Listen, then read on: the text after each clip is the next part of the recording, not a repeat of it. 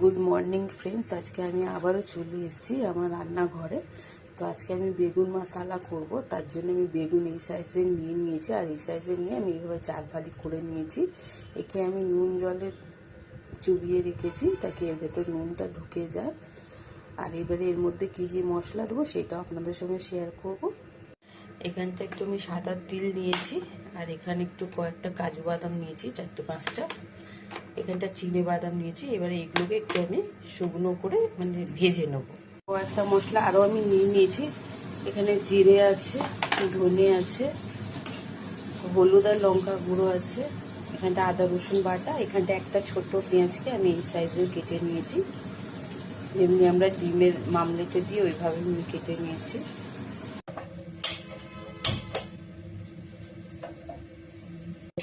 করে নেবো, ভেজে নেবো, ভেজে নিয়ে বাটবো। এবার কড়াতে আমি তেল দিয়ে দেবো।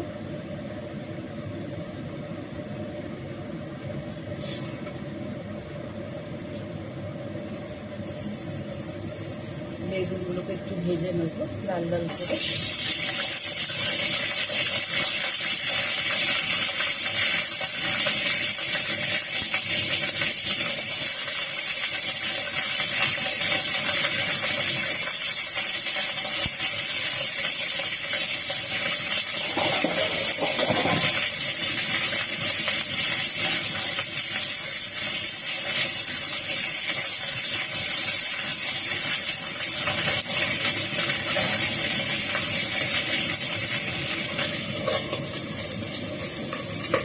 এইখানটা আমার বেগুনটা ভাজা হয়ে গেছে বেশ ভালোভাবে।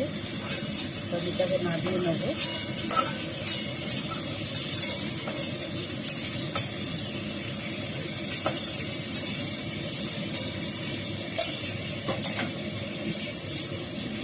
আরও অল্প তেল দিয়ে দেবো।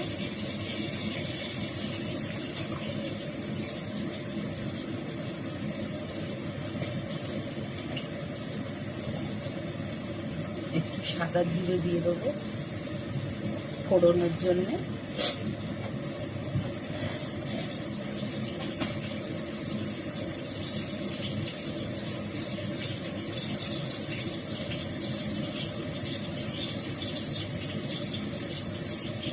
পেঁয়াজ দিয়ে দেবো। এখানে পেঁয়াজ ভালো বেশ লাল লাল হয়ে গেছে, এখানে আদা রসুন পেস্টটা দিয়ে দিলাম।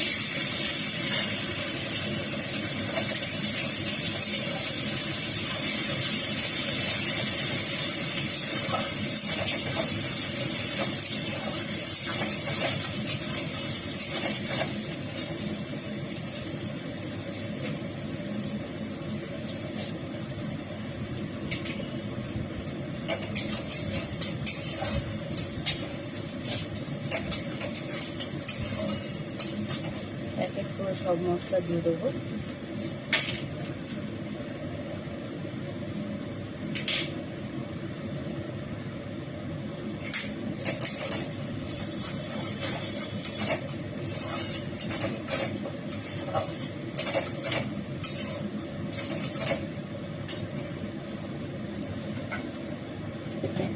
একটু জল দিয়ে দেবো, আমার মশলাটা না পুড়ে যায়।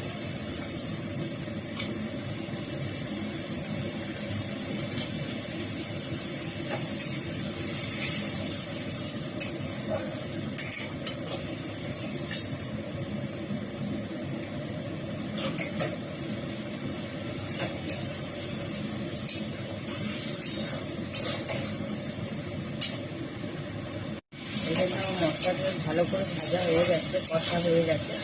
এবার আমি বেগুনটাকে দিয়ে দেবো।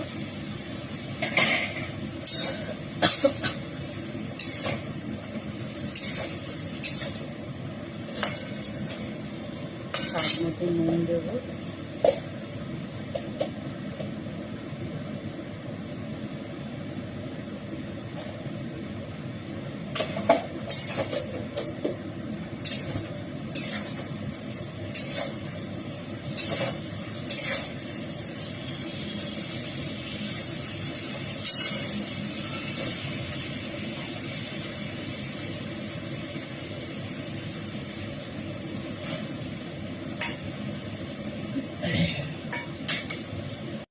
এইটাও দিয়ে দেবো, যেটা আমরা বেটে রেখেছিলাম, কাজু বাদাম, চিনে বাদাম আর সাদা তিল, এইটাও আমি দিয়ে দেবো।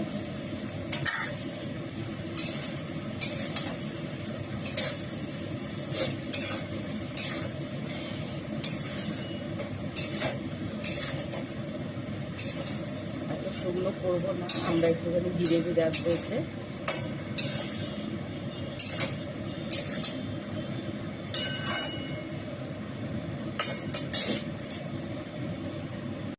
একটু জল অ্যাড করে দেবো।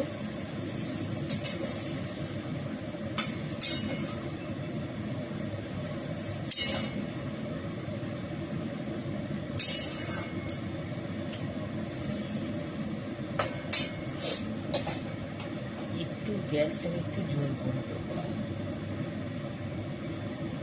তো এইটা আমার দেখুন বেগুন মশালাটা তৈরি হয়ে গেছে।